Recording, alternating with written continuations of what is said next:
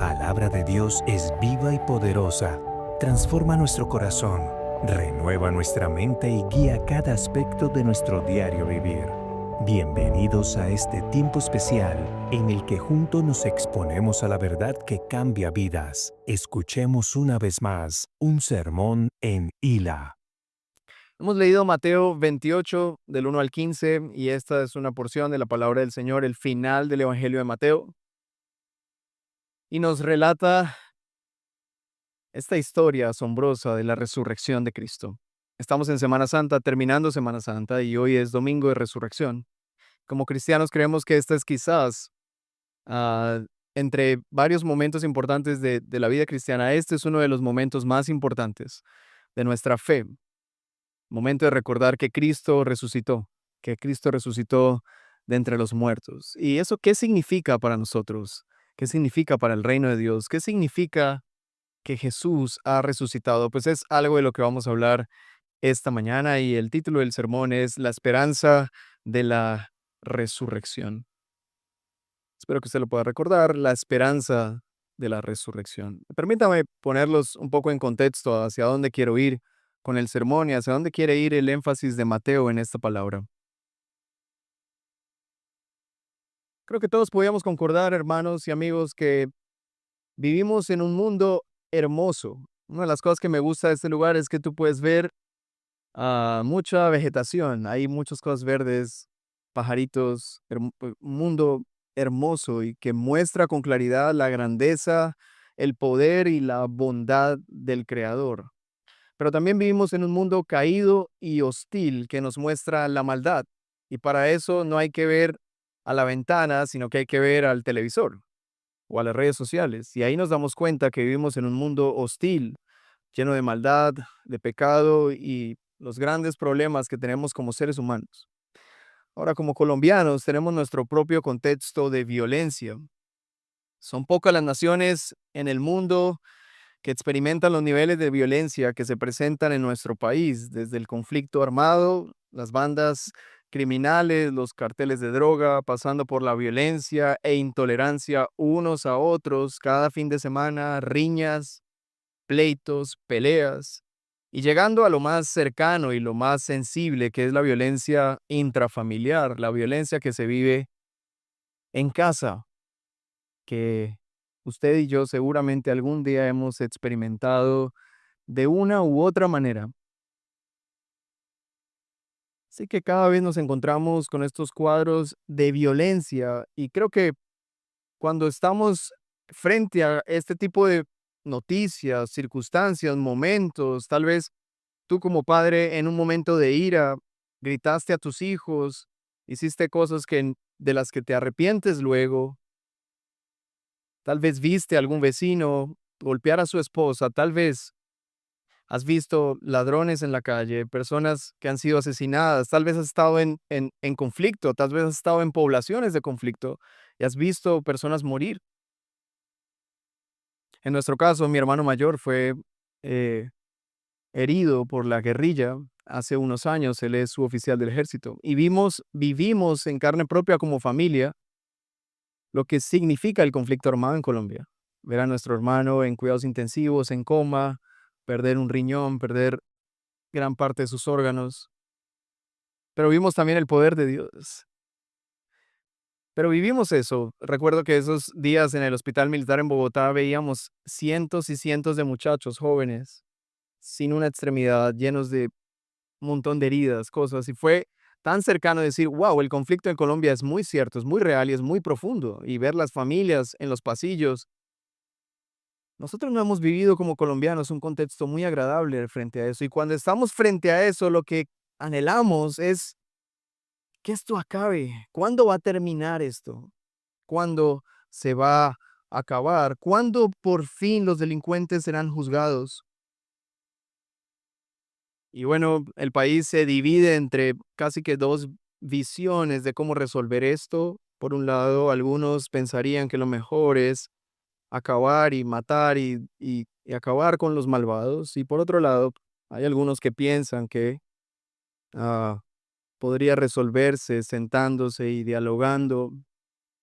Y aunque todos tienen en la mente el que el conflicto se termine, vemos que parece que ninguno de estos caminos funciona, parece que no llegamos al final de esto, parece que a veces las soluciones generan más problemas.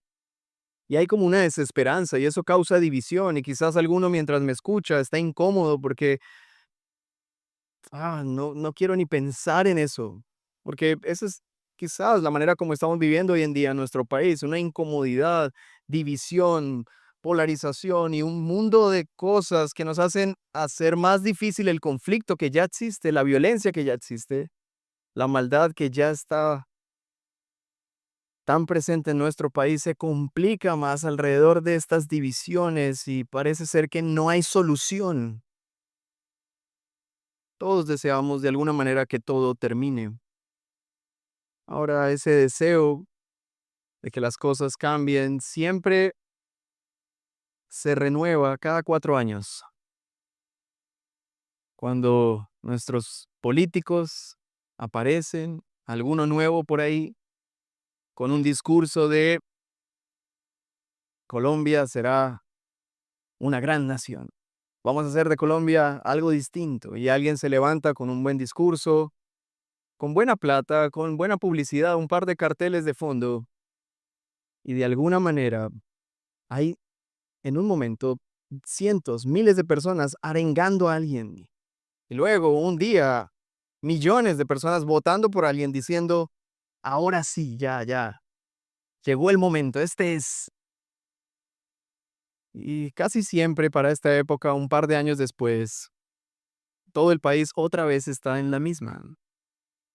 Ah, no fue. No importa quién suba, hermanos, de derecha, izquierda, centro, medio, arriba, abajo, el que sea. Siempre va a generar este mismo nivel de desesperanza. Sí, hay ciertas cosas que mejoran, sí, hay ciertos aspectos que parecen traer alivio en algunas cosas, pero al final seguimos con la misma desesperanza. El país pudiera estar mejor. Es que tenemos de todo, hay riqueza, somos ricos en aguas, en minería, bueno, y empezamos a hacer la lista en el café, yo qué sé, somos gente tan trabajadora, ¿por qué no salimos adelante? Y todos pensamos que los problemas están en la Casa de Nariño, o en el Congreso, o en las alcaldías, o en las gobernaciones. Pero la verdad que predicamos en esta iglesia es que el problema no está allí solamente, el problema está en nuestros propios corazones. Los problemas del hombre no son problemas solo de gobierno, son problemas del corazón. Y los problemas del corazón no pueden ser tratados ni por la medicina, ni por los discursos positivos, ni por el emocionalismo de un momento de efervescencia política. Los problemas del corazón solo pueden ser tratados por poderes sobrenaturales, de los cuales Dios es dueño y ha decidido compartir con nosotros. Y eso es lo que vamos a ver hoy. Yo quisiera que al finalizar este sermón usted pudiera entender que la esperanza que tenemos los creyentes en Cristo está lejos de lo que este mundo ofrece. Y es una esperanza cierta, viva y eficaz. Toda esperanza distinta a la esperanza del Evangelio es una desesperanza. Es una vida que al final va a ser frustración, decepción y vacío completo. No importa si lo alcanzas o no. Algunos ponen su esperanza en algo y ese algo los decepciona porque no logra el objetivo pero algunos ponen su esperanza en algo y ese algo termina funcionando y tú dices, wow, qué bueno. Y mientras estás ahí te das cuenta que eso no te dura ni una hora, ni un mes. Y toda tu esperanza estuvo en algo que al final resultó ser vacío, incluso si fue exitoso. Por eso el relato que acabamos de leer acerca de la resurrección de Cristo es un mensaje glorioso acerca de una esperanza viva y no una esperanza muerta. Una esperanza viva en medio de un contexto similar. Los judíos vivían bajo el Imperio Romano, que podríamos pensar es mucho peor que nuestro gobierno actual. Y no solamente estaban bajo el gobierno del Imperio Romano, sino que estaban también bajo el yugo de los principales sacerdotes y poderes religiosos que instigaban a la gente, los oprimían con su religión. Era horrible. Tú de repente eh, te dio por comer algo y no te lavaste las manos y había un fariseo en la esquina. ¡Hey, hey! No se lavó las manos. Y de una vez te tildaban de pecador y todo parecía ya tenías la opresión del imperio, impuestos altos, cargas laborales muy altas, poca remuneración y aparte tus líderes religiosos no te consolaban, tú no ibas al templo y eras consolado, eras animado, sino que desde el templo te caían peor encima, así que estaban todos muy trabajados y muy cargados. El contexto era así. Y en el medio de todo esto, ellos tenían la esperanza de que un Mesías resurgiera. Dios iba a enviar un profeta, Dios iba a enviar al Mesías a salvarnos. Y ellos tuvieron la fortuna de verlo. No solamente la fortuna, algunos tuvieron la fortuna de seguirlo. Lo vieron, lo escucharon, vieron sus milagros, vieron sus señales, lo siguieron, dejaron toda su vida por seguir a Jesús. Pero ¿saben cuánto duró eso? 3 años. Para el que inició, pues para el que empezó de cero, ¿no? Pero algunos quizás llevaban meses que recién seguían a Jesús y mientras lo seguían se dieron cuenta que Jesús iba camino a Jerusalén, no a ser coronado rey, no a derrocar al César, no a sacar a los fariseos del templo, sino a morir en una cruz con una corona de espinas. Y cuando ellos se dieron cuenta de eso, le decían a Jesús: Señor, que eso no te acontezca. ¿Cómo te vas a morir? Nosotros dejamos todos por seguirte. ¿Y cómo que te vas a morir? Tú eres nuestra esperanza. Si te mueres, muere nuestra esperanza. Y así fue como pasó. Por más de que ellos quisieron evitar la muerte de Cristo, sus discípulos, quienes querían defenderlo. Vemos en el relato de Juan que en los momentos cercanos a su muerte, él va cerca a Jerusalén, donde ya en Jerusalén lo tenían fichado, ya estaban listos para echarle mano. Pero cerca de Jerusalén, en Betania, un amigo de él muere, que es Lázaro. Y él decide ir a ver a este amigo que ya está muerto y a su familia para resucitarlo. Y sus discípulos le dicen: Señor, no vayamos para allá, es muy cerca de Jerusalén, es peligroso. Pero el Señor Jesús decididamente va, no solo a Betania, sino que luego va a Jerusalén. Es recibido inicialmente hace 8 días, Domingo de Ramos, con gran alboroto y, ay, he aquí, Hosana al hijo de David. Pero durante la semana esas exclamaciones, ese fervor se fue oscureciendo y fueron tramando los principales sacerdotes hasta el punto en el que el Señor entrega su vida en la cruz, y hablábamos de eso el viernes pasado. Así que piensen en esto: los discípulos han seguido a Jesús, han dejado toda su vida, Él era la esperanza, Él no solamente era un político que prometía cosas por prometer, era Dios diciendo: vine a salvarlos. Y de repente muere.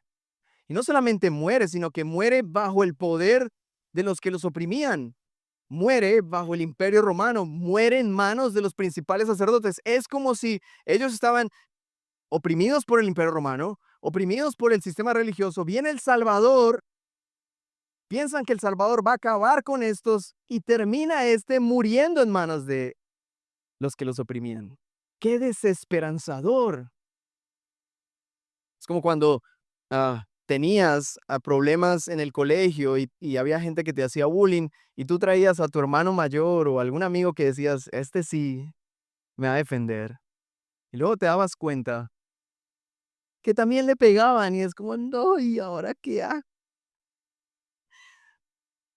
Bueno, en este caso, esa fue su desesperanza. La muerte de Jesús no solamente fue la muerte de alguien para ellos, fue la muerte de todas sus expectativas, de todas sus esperanzas. Y pensar: wow, ganó el imperio, ganaron los principales sacerdotes, vamos a seguir así, esto va a continuar igual. Se murió Jesús, lo mataron. Si mataron a Jesús, ¿ahora qué nos espera? Y a pesar de que Jesús les había dicho que Él iba a resucitar al tercer día, ellos no pensaban en eso. Sencillamente estaban tristes, lamentándose. Y algunos ya estaban pensando en volver a su antiguo oficio, volver a ser pescadores. En ese contexto estamos leyendo esta historia, hermanos. Eso fue un viernes. Jesús murió un viernes y ese viernes fue duro porque todo inició desde el jueves en la noche y ese jueves en la noche hubo casi toda la noche, hubo acontecimientos. La mayoría de gente no durmió esa noche. Llegó el viernes y a las 6 de la tarde iniciaba el día de reposo, que iba a ser hasta el sábado. Así que hubo una gran tensión jueves, viernes y cuando el Señor es sepultado, literalmente todo queda en silencio. Y todo el sábado se guardó silencio. Era día de reposo. Nadie hacía nada ese día. Piensa cómo fue el día de reposo para estas personas que seguían a Cristo. Quedándose en casa. ¿Qué ánimo habría de leer la palabra? ¿Qué ánimo de sentarse a celebrar Shabbat? No era algo de celebración. Fue un día de reposo triste, y eso que día de reposo para los judíos es día de celebración, pero era día triste. Ah, pasa el día de reposo, amanece el domingo, hermanos, y como leímos, este verso me encanta, pero pasado el día de reposo, dice el verso 1 del capítulo 18, pasado el día de reposo, al amanecer del primer día de la semana, estas dos mujeres, gloria a Dios por las mujeres. Debían ser mujeres las primeras en estar ahí, claro que sí. Las mujeres estaban atentas, listas. Vamos a ir. Ahora, ellas no iban a ir a buscar a un Cristo resucitado, ellas iban a ir a lamentarse y a llorar por su Señor. Prepararon algunas cosas y ellos iban a ir al sepulcro. Y en medio de esto se encuentran con esto. Así que ya están todos en contexto. Estamos donde es. Esta es nuestra realidad actual, es la realidad de ellos. ¿Qué es lo que se va a desprender de aquí, hermanos? Lo que se va a desprender de aquí son tres cosas que el autor ha querido organizar esta historia para mostrarnos. Si ustedes leen los relatos de la resurrección en cada uno de los evangelios, tiene perspectivas diferentes. Incluso los eventos están organizados de forma diferente porque ellos no tenían la intención de organizar las cosas en orden cronológico, sino de organizarlas en torno a una idea, que era lo que querían comunicar. Y Mateo en particular quiere comunicarnos esto. En primer lugar, el poder de Dios. En segundo lugar, la bondad de Dios. Y en tercer lugar, los propósitos de Dios. Estas son las tres cosas que Mateo nos quiere comunicar con este relato de la resurrección de Cristo. El poder de Dios, la bondad de Dios y los propósitos de Dios, tanto con su poder como con su bondad.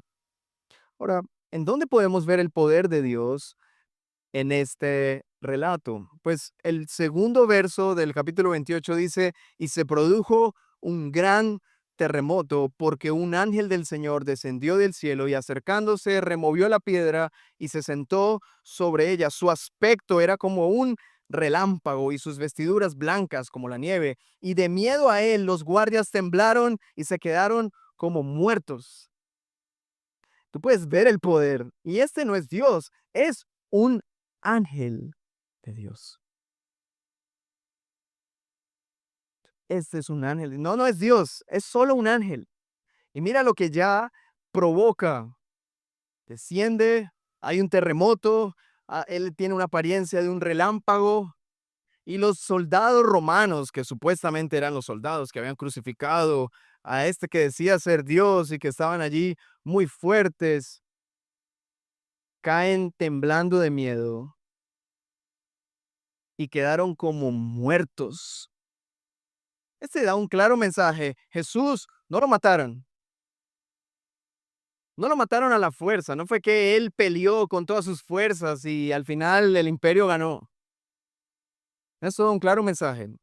Jesús entregó su vida voluntariamente. Si él hubiera hecho la más mínima resistencia, todo el imperio romano cae al suelo, todos mueren, desde el César hasta el primer soldado de más bajo rango. Pero él no abrió su boca, porque él no estaba en calidad de rey, sino en calidad de cordero. Él fue como un cordero manso, perfecto y humilde, no abrió su boca y se entregó a los poderes de este mundo. Ahora, los poderes de este mundo creían que si él se sometía a ellos, lo iban a vencer, pero lo que no sabían era que cuando Cristo se sometió a todos los poderes de este mundo, a partir de su sumisión, que no era a los poderes en sí, sino al Padre, quien es el dueño de toda autoridad, cuando Cristo se sometió humildemente y fue obediente hasta la muerte de cruz, ahí venció a todo reino, a todo dominio en esta tierra. Pero ellos no esperaban eso. Ellos dijeron, listo, lo matamos como un enemigo más. Era costumbre que se levantara algún caudillo dentro de los judíos. Incluso años atrás se habían levantado algunos guerrilleros judíos llamados celotes y habían hecho este tipo de cosas, revueltas, y ellos estaban acostumbrados a matarlos y ahí quedaba el asunto. Listo, lo crucificamos, podemos seguir con nuestras vidas. Y el poder estaba concentrado en los palacios de Roma y de las diferentes gobernantes de las provincias del Imperio Romano, y ahí estaba el poder. Pero el verdadero poder estaba en la tumba de Cristo. Ellos creían, ahí lo dejamos en la tumba. Se cerró la piedra, chao. El único temor que ellos tenían era que los discípulos se robaran el cuerpo, así que dijeron, pongamos una piedra, unos soldados, y así evitamos que se roben el cuerpo y armen un chisme. Y los que terminaron armando el chisme, como vimos, fueron ellos, ¿cierto? Estaban paranoicos, con razón. Así que ahí está el poder de Dios, hermanos y amigos. Un solo ángel causó un terremoto, removió la piedra. Ahora, no lo hizo para que Jesús saliera. Como él les dijo a las mujeres, él no está aquí. El ángel no llegó para mover la piedra. El ángel no llegó para rescatar a Jesús. El ángel solo llegó para mostrar el poder de Dios al imperio que había sometido, entre comillas, a Cristo.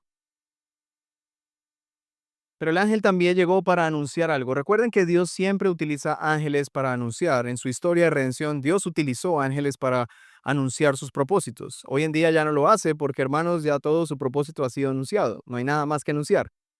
Aclaro eso por si alguien de pronto dice, sí, a mí qué día un ángel se me apareció. No, no. Eso quizás fue alguna cosa rara, pero no. ¿Ok? Pero en el momento de la revelación en el que estaba Dios revelando su carácter y su voluntad a través de sus profetas, Dios muchas veces usó ángeles, mensajeros para anunciar un mensaje. Y cuando el Señor Jesús fue anunciado que iban a hacer, ¿qué usó Dios? Ángeles. Y cuando Él resucitó, utiliza también un ángel para anunciar. ¿Y qué es lo que va a anunciar?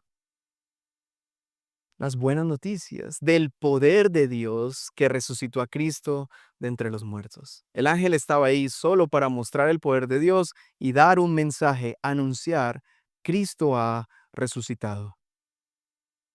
Él no estaba ahí ni para resucitar a Cristo, ni para abrir la piedra, no. Él solo estaba ahí para anunciar, Cristo ha resucitado. No está aquí, no lo busquen entre los muertos. Él vive y ese es el poder maravilloso de Dios. Ese es el poder de Dios. Ahora, Pablo también nos habla un poco del poder de Dios en la resurrección en Romanos 1, verso 3 y 4, cuando dice, este mensaje habla de su Hijo, quien según la naturaleza humana era descendiente de David, pero según el Espíritu de Santidad fue designado con poder Hijo de Dios por la resurrección. Él es Jesucristo, nuestro Señor. Ahí nos está diciendo que en la resurrección Jesús fue designado con poder el Hijo de Dios. ¿Ya lo era? Claro que ya lo era, Pero luego de morir había una expectativa si iba a resucitar o no. ¿De qué dependía que Jesús resucitara o no?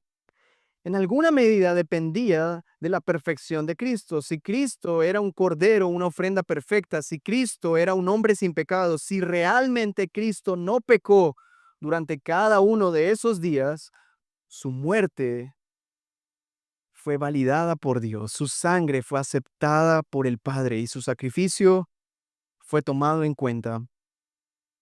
Así que con poder Él resucita y en su resurrección Dios el Padre testifica, este es mi Hijo perfecto. Murió una muerte inocente, nunca cometió pecado, es santo y por lo tanto con poder es designado Hijo de Dios por la resurrección. Ese es el poder de Dios y ahora lo vamos a ver en sus propósitos. Ahora, ah, este momento también nos deja ver un claro mensaje y es para los discípulos y los que seguían a Jesús, la muerte de Jesús parecía el final.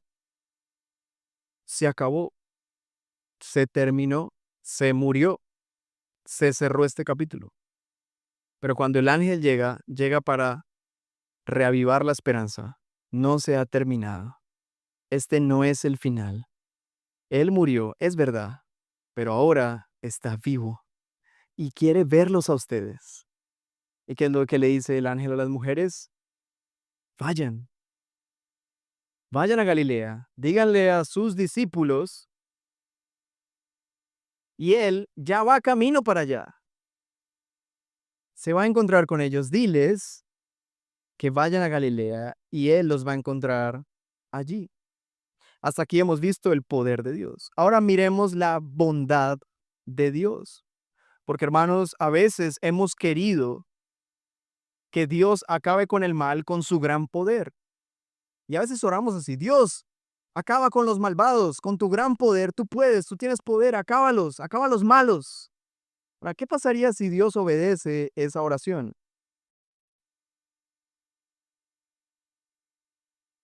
Todos vamos a morir. O sea, si Dios respondiera a su oración, todos morimos, no queda nadie. No queda absolutamente nadie. Gracias al Señor que Él no responde nuestras oraciones. Señor, acaba con el malvado. Y es como, uy, muero instantáneamente. Porque hay una verdad que yo quiero dejar en claro, hermanos. Solamente hay uno bueno, Cristo, nadie más. Usted puede verme a mí y decir, muchacho, o puede ver a alguna de las personas que pasan acá, o a alguien bien vestido y decir, ve, tan buena persona, el muchacho se ve muy buena persona, ¿no? Muchacho pulcro, decente, gente de bien. No existe tal cosa, hermanos. Delante de Dios, todos somos malos y necesitamos de la bondad del Dios bueno. No necesitamos solamente del poder del Dios bueno, porque su solo poder nos acaba. Pero Él aquí muestra no solo su poder, sino muestra su bondad. Su poder y su bondad. Así que miremoslo. Ahí, verso 5. ¿Qué le dice el ángel a las mujeres? Hablando, el ángel dijo a las mujeres, ustedes no teman. Ah, cuánta bondad hay ahí. ¿Qué pasó con los soldados? Temieron y quedaron como muertos. ¿Y el ángel les dijo algo? No les dijo nada. Ahora, ¿las mujeres eran igual de malas que el soldado romano? Claro que sí. Pero por alguna razón, Dios muestra su bondad a estas mujeres en el mismo acto con el que muestra el terror y su poder a sus enemigos. Ambos son malos, ambos merecen la ira de Dios, pero por alguna razón Dios decide en el mismo acto atemorizar a unos y tranquilizar a otros. Atemoriza y aterroriza a los soldados romanos y trae descanso y alivio a las mujeres que vienen en busca de su Señor. ¿Y qué les dice? No teman, porque yo sé que buscan a Jesús, el que fue crucificado. No está aquí, porque ha resucitado, tal como él dijo. Vengan, vean el lugar donde estaba puesto. Y luego les dice, vayan pronto y digan a quiénes, a sus discípulos, que él ha resucitado. Jesús ya no estaba en la tumba. Pero vemos la bondad del Señor aún más en el verso 8. ¿Qué hicieron ellas apenas escucharon esto? Leamos. Y ellas, alejándose a toda prisa del sepulcro, con temor y gran gozo, corrieron a dar las noticias a los discípulos. ¿Y qué pasó? De repente Jesús les salió al encuentro diciendo, saludos. Y ellas, acercándose, abrazaron sus pies y lo adoraron. Entonces Jesús les dijo, ¿qué les dijo? No teman. Vayan, avisen, ¿a quiénes? Hay una, parece el mensaje, ¿qué pasó con el mensaje del ángel y de Jesús? El mensaje del ángel es, vaya, dile a sus discípulos.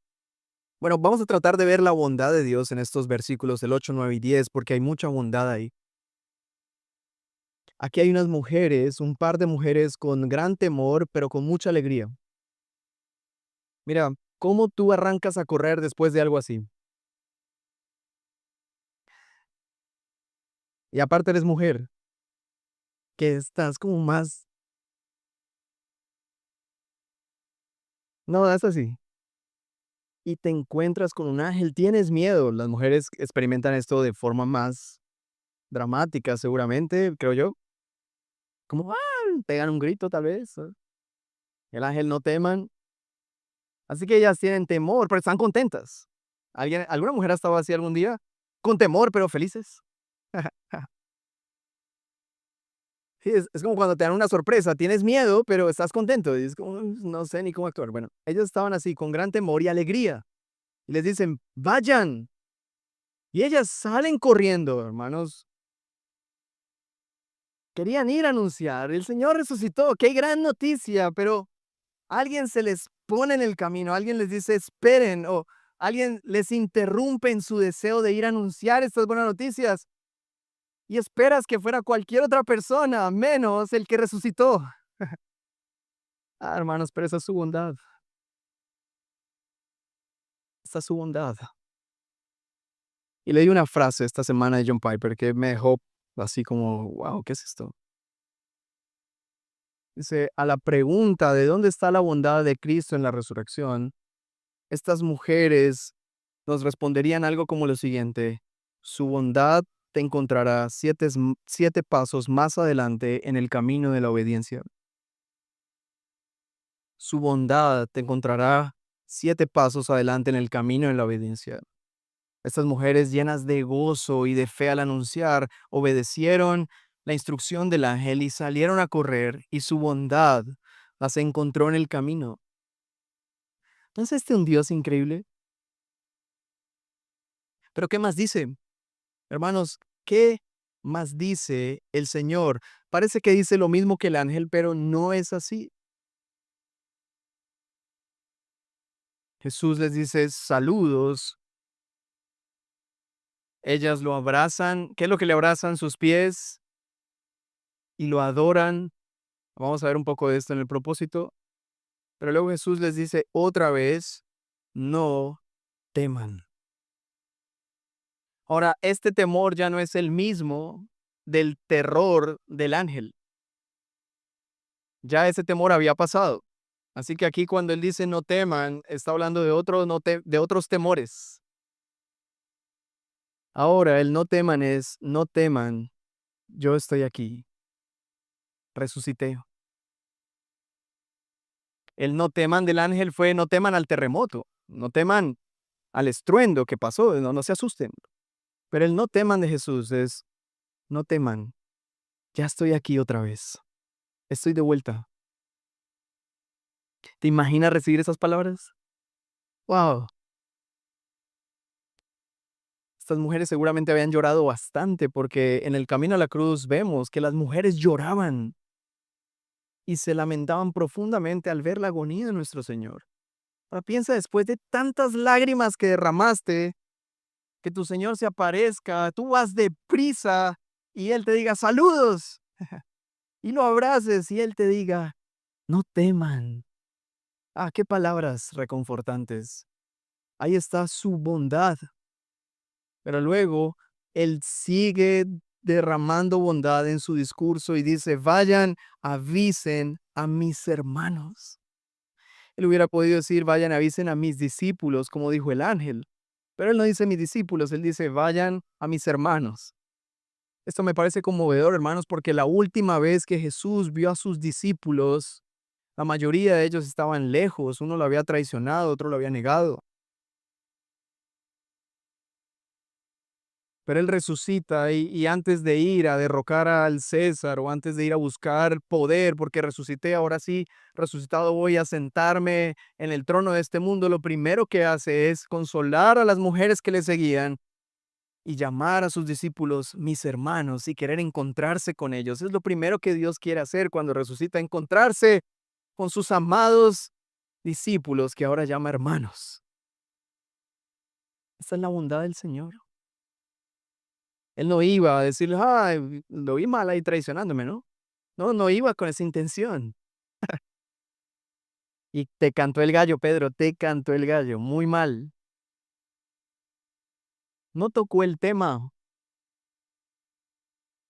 Él solo quería verlos y estar en medio de ellos otra vez. No había condición, no les exigió, ve y diles que el Señor va a ir y entonces que vayan y se arrepientan y hagan un rito y ahí es para que estén listos a recibir al Señor. No, no, no. Solamente reúnanse y ahí voy a estar. ¿No es esta una gran bondad, hermanos? Es una hermosa bondad. Es una maravillosa bondad. Ahora, si leemos el final de esta porción, que es el final de Mateo, él no solamente les dice vayan a Galilea que yo voy a estar ahí, sino que él termina el verso 20 con estas palabras. Y recuerden, yo estoy con ustedes todos los días hasta el fin del mundo. ¡Wow! ¡Qué palabras estas! Yo no voy a volver a morir, ¿no? Ustedes no van a sentir nunca más por algo que yo haga que ustedes están solos. Ese sentimiento de soledad que experimentaron cuando morí, ustedes nunca más lo van a sentir por algo que yo haga. Tal vez lo van a sentir porque ustedes se están sintiendo mal, como un bebé cuando está en su cuarto y aunque tiene todo, su cuarto está bien acondicionado, su cuna maravillosa, limpia, todas las sábanas bien, papá y mamá están en casa, le están preparando el tetero o mamá está acomodándose para lactarlo. Y aún así el bebé llora, sintiéndose solo en la cuna. Pero no hay razón para que llore, ¿no es así? Está en su casa, están sus papás, está protegido, está a punto de ser lactado, pero él llora. ¡Ah! Bueno, a veces somos así, hermanos. Parece que no sentimos la presencia de Dios, parece que no la percibimos, parece que somos apáticos a su presencia. Y cuando eso sucede, nos sentimos así, solos. Pero no es porque Dios se haya ido. En este caso, ellos sí tenían razones para estar tristes y sentirse solos, porque claro que lo vieron morir y ellos mismos lo vieron sepultado y esas eran grandes razones para estar tristes. Pero nosotros, hermanos, los que creemos en Cristo, no tenemos razones para eso. Nuestro Señor dijo estas palabras: recuerden, yo estoy con ustedes todos los días hasta el fin del mundo. Y hasta donde yo sé, el fin del mundo no ha llegado. Así que el Señor está con nosotros. No teman, el Señor está con nosotros.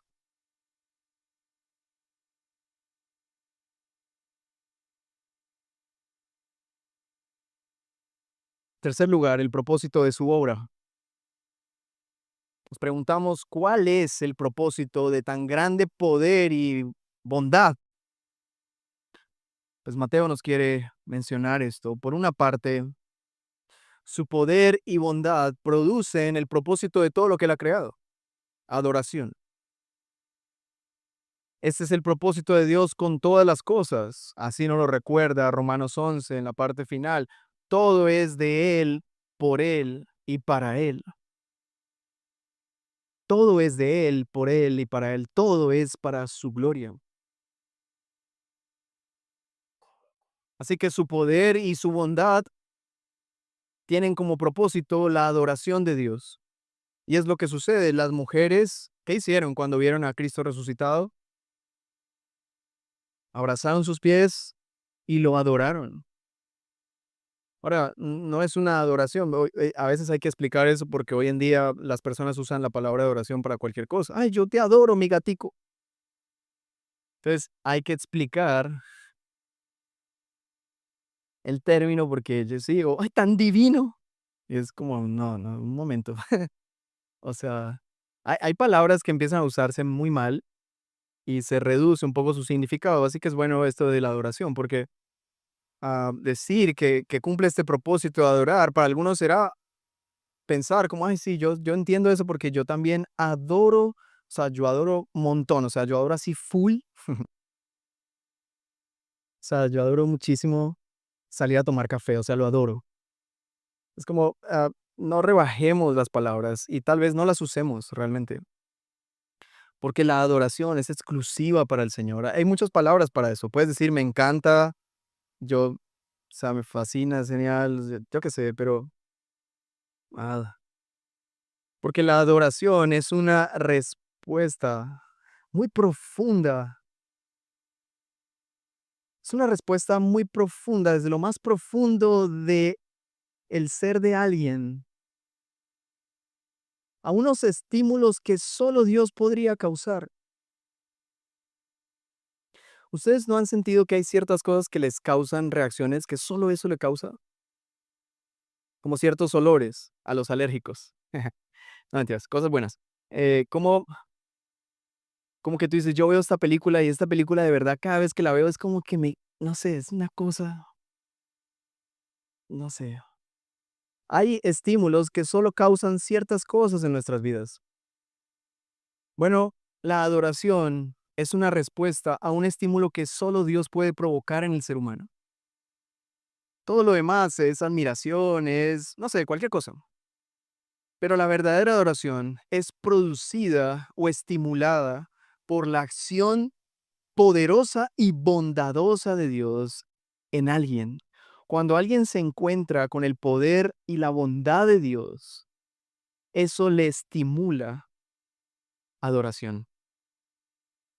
Las formas, bueno, ellas se tiraron a los pies y lo adoraron. Ahí no nos dice que lo adoraron, quiere decir levantaron las manos, gritaron, saltaron. Ni siquiera nos está diciendo aspectos prácticos o, yo qué sé, cantaron un himno. No, no, no. Solo dice lo adoraron. ¿Qué pudieron haber hecho? Pudieron haberse postrados, tal vez le dijeron palabras. Yo qué sé. Lo cierto es que eso fue llamado adoración. Una devoción, una admiración, pero también una confianza profunda, un descanso, un alivio, una reacción que solamente Cristo resucitado podría producir en ellas. Lo mismo que los discípulos. Ahora, los discípulos hombres, mal para los discípulos hombres. Verso 16. Leamos juntos. Pero los 11 discípulos se fueron a Galilea, al monte donde Jesús les había ordenado. Y cuando lo vieron, ¿qué hicieron? Le adoraron, pero algunos dudaban. Mal por los discípulos hombres.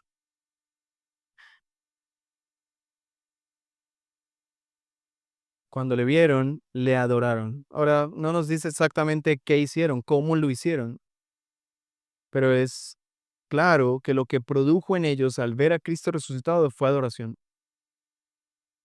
Y eso es lo que queremos hacer aquí como iglesia.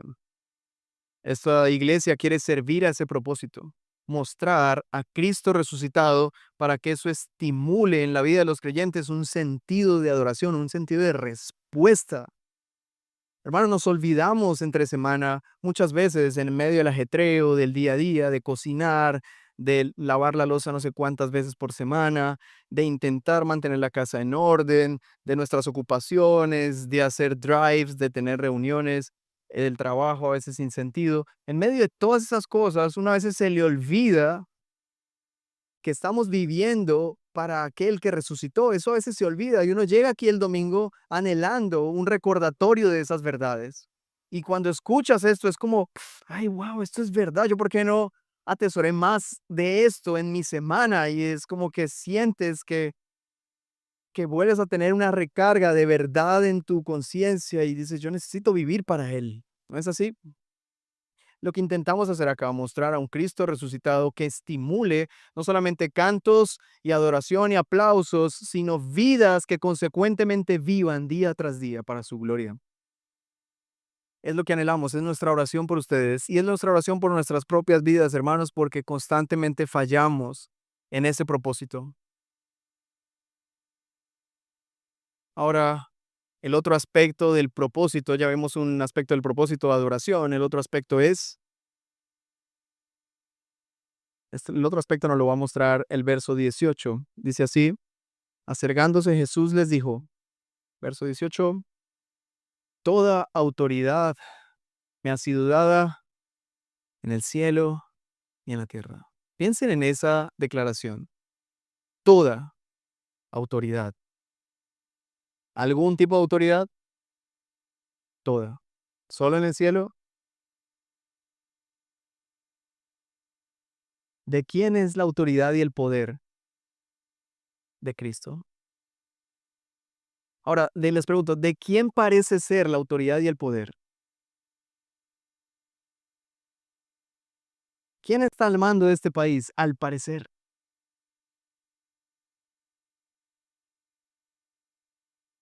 Pero este versículo nos recuerda algo importante. A Cristo se le ha dado toda autoridad en el cielo y en la tierra. ¿Quién es el que gobierna? Cristo. ¿Desde dónde gobierna? Desde los cielos. A la derecha, el Padre. ¿Qué le dijo el Padre? Siéntate aquí a mi derecha mientras pongo a tus enemigos como estrado de tus pies. Es lo que estamos esperando.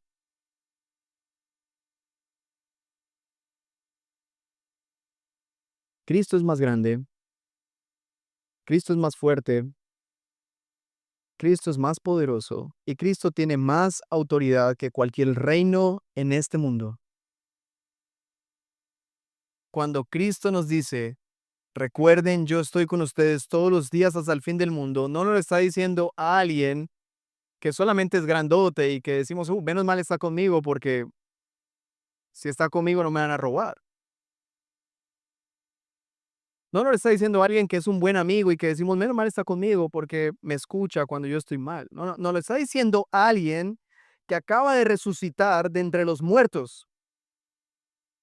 Eso no es cualquier cosa, hermanos. Alguien acaba de resucitar de entre los muertos, se presenta a sus discípulos y hablándole a sus discípulos y a todos los discípulos de todas las eras, de todas las generaciones, les dice, toda autoridad me ha sido dada en el cielo y en la tierra. Ese es el Señor que adoramos, hermanos. Es soberano sobre todo. Cristo al resucitar recibió toda autoridad. Y bajo esa autoridad, ¿qué nos dijo? ¿Qué le dijo a sus discípulos? Verso 19. Lean todos a una fuerte voz. Vayan, pues, y hagan discípulos de todas las naciones, bautizándolos en el nombre del Padre y del Hijo y del Espíritu Santo, enseñándoles a guardar todo lo que les he mandado. Y recuerden, yo estoy con ustedes todos los días hasta el fin del mundo. Él no fue a sus discípulos a decirle, bueno amigos, ahora que ustedes están reunidos, quédense aquí en este monte y yo en un par de años voy a volver por ustedes. No. Es amigos, ahora que están reunidos, yo he recibido toda potestad, toda autoridad me ha sido dada, y ahora yo con esta autoridad los mando a ustedes, vayan y hagan discípulos a todas las naciones. Y gracias a que ellos obedecieron ese mandato, usted y yo estamos hoy aquí sentados, proclamando a Cristo. Pero también gracias a ese mandato, usted vino aquí tal vez por primera vez, o usted ha venido aquí no sé cuántas veces, pero usted todavía no confía en Cristo. Cuando hablamos de Cristo, para usted tal vez todavía Cristo es un personaje, bueno, una persona que se anuncia mucho. Mi mamá habla harto de él, pero personalmente tú no tienes un testimonio acerca de Cristo. Para ti es difícil reconocer que Cristo es Señor no solamente de todos los reinos, de todos los dominios del mundo, sino de tu corazón. Y que Él gobierna sobre tu vida. Todavía no has podido entenderlo, no puedes verlo así, pero hoy te lo estoy anunciando. Este servicio tiene el propósito de glorificar a Cristo, de adorar a Cristo, pero también tiene el propósito de anunciar sus buenas noticias de resurrección. Aquel que resucitó tiene toda autoridad y desde su autoridad te llama, cree en el Señor Jesucristo y serás salvo. Pero si no crees, ya eres condenado y te espera el juicio venidero que está a la puerta, hermanos. Amigos, el juicio vendrá sobre todos aquellos que no crean en Cristo. Y para ellos, cuando Cristo venga, será como para los soldados cuando el ángel apareció. Se sentirán atemorizados y quedarán como muertos, pero para los que creemos en Él, cuando nuestro Señor venga, será nuestro día de más grande alegría, de gozo, porque resucitaremos con Él y nos iremos con Él.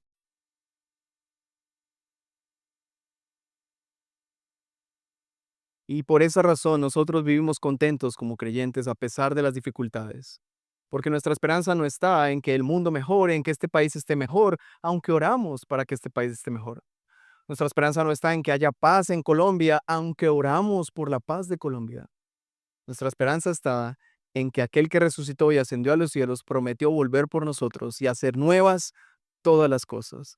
Y esperamos que ese día llegue. Y mientras llega, domingo tras domingo, primer día de la semana, como Él resucitó un primer día de la semana, nosotros primer día de la semana nos reunimos a adorarle, a proclamar que Él resucitó y a decir como iglesia: Señor, ven, te estamos esperando, haz nuevas todas las cosas. Eso es lo que hacemos aquí. Ahora, en el medio, pues claro que eso suena muy bonito y idílico, pero también, hermanos, venimos acá a reconocer que nos desviamos del camino, que nos olvidamos de ese propósito, que dejamos de adorar, que nos concentramos en adorarnos a nosotros mismos, que nos hacemos o hacemos pensar que este mundo es nuestra casa y nos olvidamos de que nuestra casa está en el cielo. Y por eso también venimos a arrepentirnos, a restaurar o a renovar nuestra mentalidad y a volver a casa con una mente renovada, diciendo: Señor, aquí vamos de nuevo. Una semana más. Anhelo vivir para tu gloria esta semana. Eso es lo que hacemos, hermanos. Así es como queremos vivir nuestra vida de fe. Esa es nuestra esperanza. Pase lo que pase, venga lo que venga, así sea la muerte, Cristo tiene potestad incluso sobre la muerte. Para finalizar, quisiera que nos pusiéramos en pie y vamos a leer juntos el texto que leímos al inicio, 1 Corintios capítulo 15. Y yo espero que en plena conciencia, con todo lo que les acabo de decir, podamos leerlo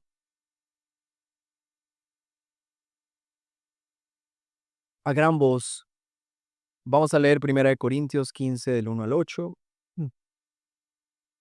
Y después vamos a leer 1 Corintios 15 del 12 al 22. Lean conmigo, por favor. Ahora les hago saber, hermanos, el evangelio que les prediqué, el cual también ustedes recibieron, en el cual también están firmes, por el cual también son salvos, si retienen la palabra que les prediqué, a no ser que hayan creído en vano. Porque yo les entregué en primer lugar lo mismo que recibí, que Cristo murió por nuestros pecados conforme a las Escrituras, que fue sepultado y que resucitó al tercer día conforme a las Escrituras, que se apareció a Cefas y después a los 2. Luego se apareció a más de 500 hermanos a la vez, la mayoría de los cuales viven aún, pero algunos ya duermen. Después se apareció a Jacobo, luego a todos los apóstoles, y al último de todos, como aún nacido fuera de tiempo, se me apareció también a mí. Verso 12. Ahora bien, si se predica que Cristo ha resucitado de entre los muertos, ¿cómo dicen algunos entre ustedes que no hay resurrección de muertos? Y si no hay resurrección de muertos, entonces ni siquiera Cristo ha resucitado. Y si Cristo no ha resucitado, vana es entonces nuestra predicación y vana también la fe de ustedes. Aún más, somos hallados testigos falsos de Dios porque hemos testificado contra Dios que Él resucitó a Cristo, a quien no resucitó, si en verdad los muertos no resucitan. Porque si los muertos no resucitan, entonces ni siquiera Cristo ha resucitado. Y si Cristo no ha resucitado, la fe de ustedes es falsa. Todavía están en sus pecados. Entonces también los que han dormido en Cristo están perdidos. Si hemos esperado en Cristo para esta vida solamente, somos de todos los hombres los más dignos de lástima.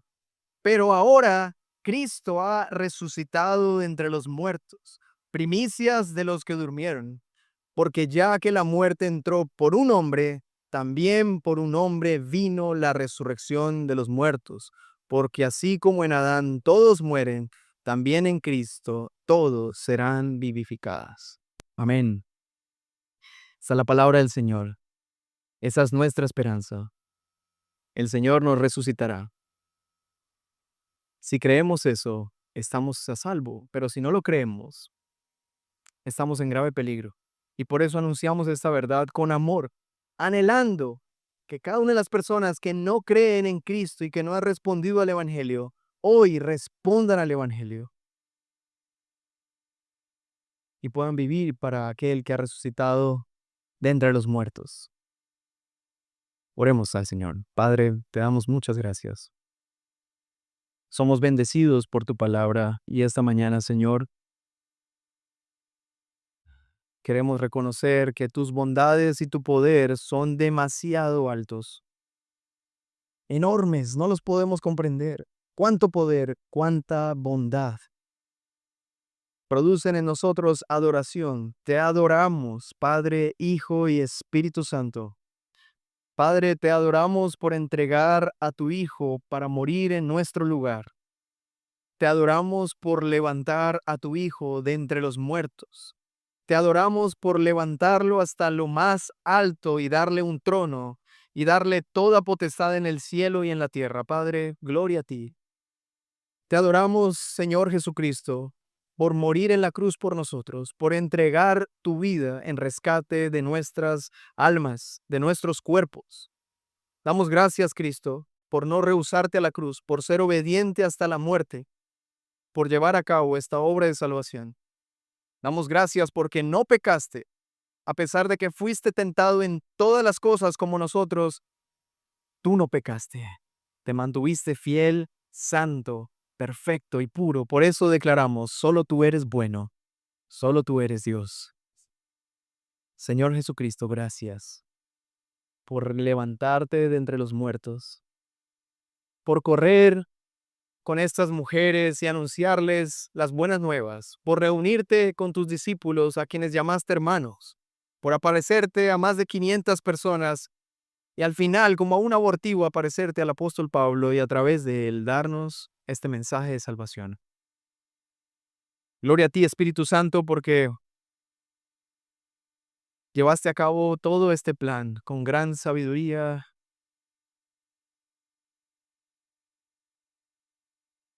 Ungiste a Cristo en el bautismo para dar buenas nuevas y predicar el año agradable del Señor. Lo acompañaste en todo su ministerio con señales y milagros y prodigios. Levantaste a Cristo de entre los muertos con gran poder y luego descendiste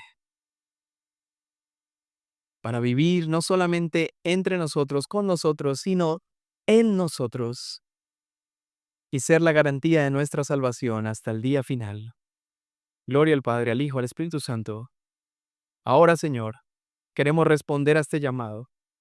Y así como tú les dijiste a tus discípulos, vayan y hagan discípulos, así nosotros recibimos este mandato. Ese es tu propósito misional, el propósito misional de tu resurrección. Queremos ir y hacer discípulos a donde tú nos llames, Señor. Llámanos, Señor, y llévanos, y úsanos para que más personas te conozcan y prueben y vean la bondad y el poder que viene de ti. Así lo pedimos en el nombre de Cristo Jesús. Amén y amén. El sermón ha terminado, pero la palabra del Señor seguirá haciendo su obra en nosotros. Te esperamos la próxima semana para una nueva entrega de un sermón en Hila. Gracia y paz.